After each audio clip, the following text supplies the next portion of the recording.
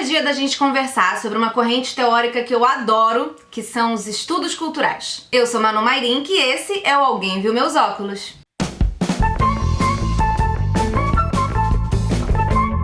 Os estudos culturais surgiram na Inglaterra ali em meados dos anos 50 até os primeiros anos dos anos 60, mais ou menos esse é o período de surgimento dos estudos culturais lá no Center for Contemporary Studies de Birmingham.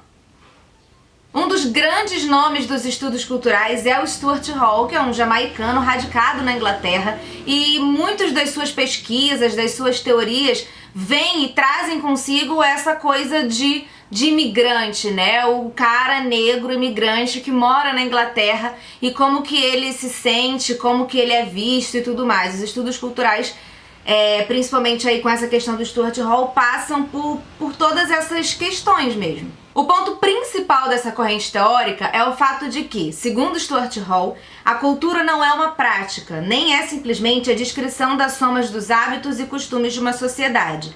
Passa por todas as práticas sociais e é a soma das suas inter-relações. Então aqui, como a gente também vê nesse livro aqui do Mauro Wolff, cultura é entendida de uma maneira ampla, incluindo diversos aspectos da sociedade, a atribuição de sentido à realidade, a evolução de uma cultura, de práticas sociais partilhadas, de uma área comum de significados. Tudo isso influencia no fazer cultural, no que é entendido como cultura, e os estudos culturais, eles realmente tentam trazer todo esse aporte teórico, né? Botar a cultura como uma parte importante da pesquisa, algo que deve ser estudado, ser pesquisado e que deve fazer parte da academia. Em resumo, esse é um campo de pesquisa interdisciplinar, porque, enfim, precisa dar conta de todas essas abordagens. Então a gente tem a comunicação, mas a gente também tem a história, a geografia, a antropologia, a sociologia, vários aspectos, né, de estudos são ali fazendo parte dos estudos culturais para dar conta dessa complexidade, tudo isso que a gente entende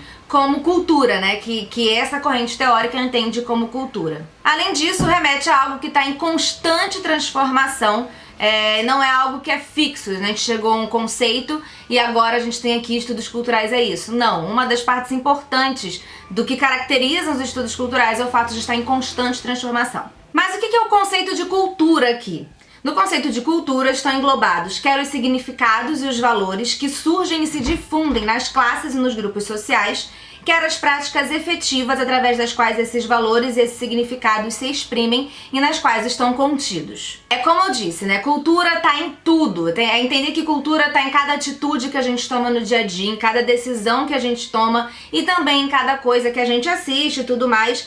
Tudo influencia como a gente vê o mundo, como o mundo nos vê e como nos comportamos. E é claro que quando a gente está falando dessa estrutura de pesquisa, dessas formas de vida, a gente tem que lembrar da importância dos meios de comunicação de massa também. Eles não podem ser deixados de lado, porque eles são realmente membros ativos da nossa vida. A gente está ali sempre envolvida com eles também. Então aqui os mass media, eles são entendidos como uma parte desse todo e uma parte muito importante e relevante. E aí vou ler mais um pedaço que tem no livro do Mauro Wolff, que ele fala assim: muitas das teorias até então existentes afirmavam que a censura de certos temas, o empolamento de outros, a existência de mensagens evasivas, a não legitimação das opiniões marginais ou alternativas são alguns dos elementos que fazem do mass media um instrumento puro e simples de hegemonia e de conspiração da elite no poder. Contra essa versão, os Cultural Studies, os estudos culturais, reafirmando a centralidade das criações culturais coletivas como agentes da continuidade social, salientam, contudo, seu caráter complexo e flexível, dinâmico e ativo, não meramente residual ou mecânico. Então, os Cultural Studies trazem essa característica para os meios de comunicação de massa de pontos que são flexíveis, são ativos e essa ideia de que a população não é passiva, mas que está todo mundo influenciando todo mundo dentro dessa constante transformação. E esses teóricos não cansam de ressaltar que é muito importante para você estudar, inclusive os meios de comunicação de massa, entender sempre o contexto histórico em que eles estão inseridos, como a sociedade daquele momento se comporta, porque isso tudo influencia os meios de comunicação de massa. Então aqui a gente sai de vez daquela ideia de que os mass media são total influenciadores colonizadores e nós recebemos passivamente. Não. O contexto histórico, a sociedade, o modo de vida, tudo isso tá se influenciando reciprocamente, né? Mas essas pesquisas dos estudos culturais, isso é um ponto importantíssimo para a gente entender o que eles defendem, mostram que isso não acontece de uma maneira exatamente democrática, mas existe uma verticalidade, existem hierarquias, né? Umas características, uns pontos da sociedade têm mais poder de influenciar culturalmente do que outros. Então, quando a gente entende que as diferentes culturas estão permeadas por essas questões de hierarquização e de poder, um exemplo que me vem à cabeça, por exemplo, é como, historicamente, quando a gente pensa nos escravos, nos escravizados e na relação com os colonizadores brancos, muitos dos negros escravizados, né, que vieram de diversas regiões da África, tiveram que modificar de alguma forma as suas crenças religiosas, mudar os nomes dos orixás em que acreditavam, por exemplo, e colocar os nomes dos santos para que pudessem assim continuar com os seus cultos, escondendo isso de seus donos, né? Porque os colonizadores brancos eram donos dessas pessoas. Então, e como que isso vai continuando, né? Essa coisa que surgiu num momento de poder e hierarquização que influenciou diretamente nessa característica cultural, e isso vem sendo trazido até hoje em dia. Então é muito normal você associar diversos orixás a santos, né? Porque isso aconteceu.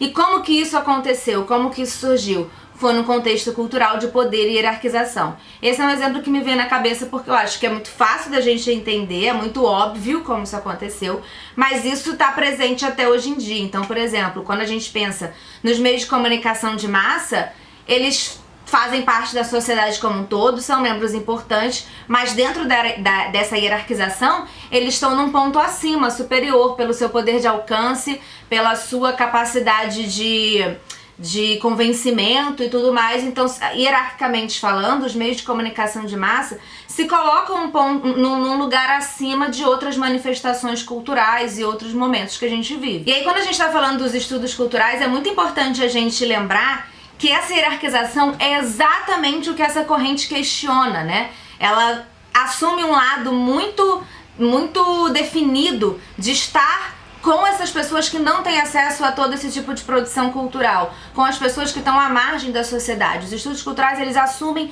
uma posição muito definida a partir do momento que essa hierarquização é reconhecida. E aí, como Hall diz, os estudos culturais buscam analisar tanto a especificidade das várias práticas da produção de cultura, quanto as formas do sistema organizado e global que essas práticas geram. E como os estudos culturais eles se baseiam realmente em questionar essa hierarquização e esse poder, é muito importante que eles não assumam verdades absolutas, né, dogmas. É um estudo, uma corrente de pesquisa, como eu disse, que está em constante mutação, porque entende que o poder e a hierarquização eles mudam de lugar, eles têm interesses diferentes, e entende a partir do momento que é interdisciplinar, entende que as manifestações culturais elas vão mudando, então não faz sentido para os estudos culturais trazer verdades absolutas e ter dogmas e aquelas coisas que assim é a teoria e será assim para sempre. E como eu disse antes, o que diferencia totalmente os estudos culturais de outras correntes de pesquisa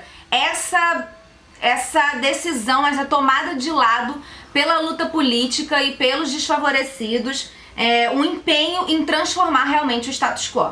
Eles não se importam em parecer parciais, porque é exatamente esse o objetivo. O objetivo é não ser objetivo, entendeu? Isso fica muito claro quando a gente começa a ler obras do Stuart Hall e a gente vai lá, eu li o Da Diáspora, eu não encontrei aqui na minha zona pra mostrar pra vocês, vou deixar a capa aqui, mas eu tenho esse livro e é muito interessante quando a gente conhece a história dele e a gente vê como ele era na Jamaica e como foi quando ele chegou na Inglaterra, quando ele se entendeu negro e como que isso influencia a sua forma de ver a vida, como os outros veem ele. Então os estudos culturais eles trazem essa subjetividade, entendem que a produção cultural, a sociedade, o ser humano individualmente ou em grupo é subjetivo, então não faz sentido para eles ter uma coisa tão objetiva. E aí, para finalizar, né, eu botei assim, indiferentemente das demais disciplinas, os estudos culturais buscam instrumentalizar o saber conquistado em prol de uma nítida intervenção na esfera político-social. E é por isso que eu amo. E antes de ir embora, eu queria indicar pra vocês o Monographs, que é um sistema online que ajuda quem tá fazendo trabalhos universitários, a quem tá fazendo TCC, por exemplo, a famosa monografia. É um site muito interessante, um sistema que você, enfim, paga lá para ter acesso a esse serviço e você consegue produzir os seus trabalhos acadêmicos de uma maneira que ele vai te guiando. Então, assim, ele não vai fazer o trabalho para você, você não tá comprando um TCC pronto, mas muitas vezes a gente tem aquela dificuldade com o orientador de estar sempre com ele, entender qual a ordem de um trabalho acadêmico, o que a gente precisa ter dentro de um trabalho acadêmico. Então ele vai te indicando, né? Você consegue uma ajuda para finalizar e fechar o seu tema.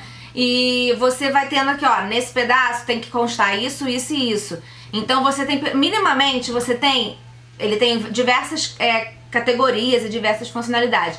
Mas minimamente você já tem uma estrutura onde você pode incluir, coloca aquelas coisas que são importantes de se ter numa monografia. Por exemplo, a Aninha, ela é destruidora. Tem nada a ver com nada disso aqui que eu falei isso, mas enfim, ela tá fazendo um caos aqui.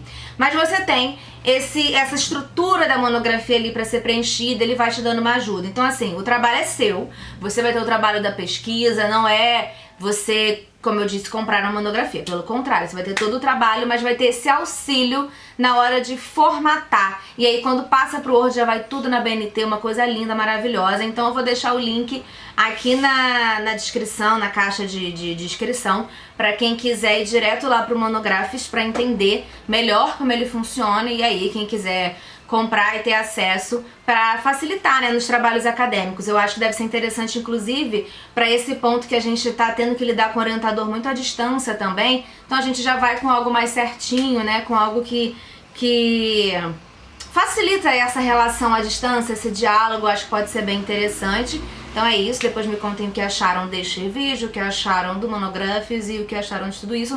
Um beijo e até o próximo vídeo.